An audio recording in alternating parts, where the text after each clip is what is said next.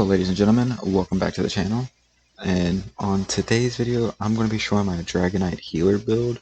I find this build fun and enjoyable for experienced healers trying to change things up primarily by switching to a different class, like say you're Necro and you want to come to a DragonKnight, or a Sorcerer come to a DragonKnight, just wanting to switch things up. I find this build very entertainable for them and more of the experienced healers. So first I'm going to go over stats.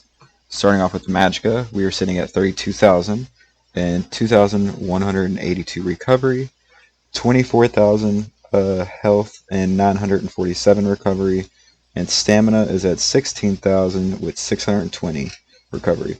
This is with food activated. I'm currently using Bewitched Sugar Scrolls, but you could use Crown Fortifying Meals if you wanted to, especially if you have a lot of those stacked up. Now, let's go ahead and take a look at the first set. First set for this build is Hollow Fang. You can obtain this by completing Moongrave Fang. You may have to run it a few times, or you may get lucky, especially with Update 32 coming around. But anyways, you'd want to use Hollow Fang, as this is a good source of restoring Magicka and increasing healing received when the ball explodes. So this is very nice for increasing your healing and restoring Magicka. The next one is going to be Stone Talkers. This comes from the Rockgrove Trial. This is extremely useful for people like me because I heavy attack more than I light attack. So I can take advantage of this set. Because heavy attacks fully charge, place a soul bomb on targets, which it charges if the target takes damage. After 10 seconds, the bomb explodes, restoring 5% of the damage received as stamina and Magicka. So it's amazing for keeping those DPS resources up. That's the primary goal of this healing build, as you can tell so far with these two 5 pieces. Now let's talk about the monster set, which going along with this is Symphony of Blades, which is used to help with resources as well. However, if you want it, you could swap this for Earth Core. But for me, Blades is a great addition to have with this build for added resources recovery and keeping that damage going. Maybe you got somebody that just isn't that intertwined with its build and can't really interweave their light attacks with the rotation. So this build is primarily focused around keeping that up, because you got a bunch of resources coming in, you've got significant healing going out. This is perfect for trials. You got everybody's resources staying up high primarily, and also that allows them to do more damage. So Symphony of Blades comes from Depths of Malatar. Also, it is lately, this past month and a half, it's been frequently sold at the gold vendor.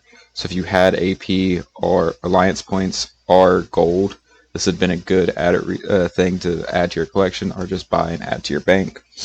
But now let's go over skills. Starting off with your front bar, which is a restoration staff. First one is Illur's Healing. This is your main heal. It's a ground heal with an 8-meter radius and 11 seconds duration. You want to drop this on the group when they are stacked, so everybody's like all on one it looks like one person essentially, just with multiple arms coming out of a body, if they're stacked properly. So this is great for that. Second is Radiant Regeneration. This is your spammable heal. It works on you and 2 allies, or 3 allies if you don't get healed by it. This is great because you're going to want to spam this to keep everybody up. Third is Energy Orbs, used for synergy and healing while also restoring Magicka and stamina. Going along, like I said, that's what this primary focus is on. Healing and restoring. So, you got this. The fourth skill is Combat Prayer. This is used to buff the group damage and resistance for anybody that's standing in the Combat Prayer. And then your spammable, which is your shield, this is what you want to keep up at all times, is Fragmented Shield. This is the shield you want up at all times because it's going to increase your healing done by 16% for 6 seconds. And this is tied to DragonKnights. It is located in Earth and Heart. It's the 3rd skill you unlock. So this is great because this will increase your healing done for all of these other skills that you are using for 6 seconds. And then your ultimate is Light Champions. This is for that oh crap moment. Say there's a huge attack, the boss came off taunt, or it doesn't get affected by taunt, so he attacks the group. Everybody gets separated and needs a quick heal. You can pop this, getting everybody at once if they can't stack in time. So back bar is Obsidian Shard. This is used for damage, so when you're back here you want to spam this, because at the same time as you deal damage with it, you can also heal yourself and up to 2 allies near the enemy. The second skill is Cauterize. This is great to have on the back bar because it heals and increases your spell crit chance. So this is great because it's another healing effect while also increasing the damage you can do on your Inferno. That's also what I'm running. Just saying that it's the Inferno staff on the back bar of Stonetalkers, so that's why it's going like this towards more of the Inferno and increasing that damage. 3 is Ignis Weapons. You want this up at all times because it's going to increase your weapon damage, and as a healer on this set your damage is really low, so this will help scale it to help out a little bit, because as a healer your primary goal is to actually heal the group, but your back bar is primarily your DPS bar, so you want it. This is what I use. The back bar is I'll fully charge the heavy attack to help mitigate and increase my magicka, regenerate it. So I'll sit there, charge an attack, and it's great because, you know, Stonetalker activates the Soul Bomb, everything else is getting activated. I have 2 strong heals here while also increasing damage, so it's nice. 4 is Unstable Wall of Fire. This is used primarily to help with ad control and also to drop in front of you for the enemies. The bosses, not just enemies. 5 is Cleanse. Used to remove negative effects and heal. This is great because there is some harmful effects that can get on your team and including yourself. So you can pop this just to cleanse all of that. This is actually, for people that don't know really well, is located on the support tree. It's the second one you have to unlock. So you will have to do a little bit of battlegrounds and other things to help unlock your support. And then you also have the ultimate is Warhorn. This increases your group max magicka and stamina, which increases the damage output because, you know, you have that resource cap increase, so those skills that cost more are getting used more. So it's really nice to have that. And then let's look at champions, champion stars. I'm gonna go over warfare and fitness only because craft I see as a quality of life focus, so there's not anything that's really primarily needed for combat, which warfare and fitness are focused on that.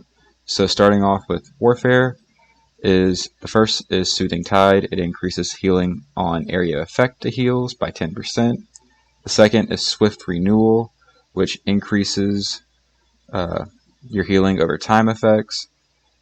And then third is Focus Mending, increase healing done on single target heals by 10%. And the fourth star is Foresight. After drinking a potion, the cost of healing abilities are reduced by 75% for 6 seconds. Also, another quick note is in here you're going to grab Eldritch Insight, but I just named off these 4 stars because a lot of these passives, you know, you got to pump your own. You got to figure out what you're going to need because Eldritch Insight increases max magicka. You got critical chance, and I'm just so high up. I'm like 14 something in champion points, so I have points just tossed into passives, just getting them all unlocked. So I'm not going to go all over those, but primarily you want to focus on stuff that's going to increase your max magicka and your recovery for passives first. Now let's go to fitness. Oh my gosh, still didn't slot that one. Confirm. Could have swore I'd done that before anything. Alright, starting off this. Fortified increases armor. Rejuvenation increases health, magic, and stamina recovery. Spirit Mastery decreases the time it takes to revive someone. And then bonus vitality, increasing your max health. Just like the other build, you're going to want to grab these passives. You know, Here's Vigor is going to be the first one you want to get, but as for everything else, it's a quality of life.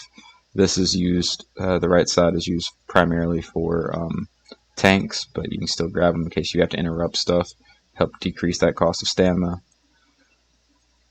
It's just quality passives. If you can get them, that's great, especially when you're high up there, but primarily you want to focus on getting these stars and maxing them out because they are slotted. Those are the 8 stars you're going to want to get.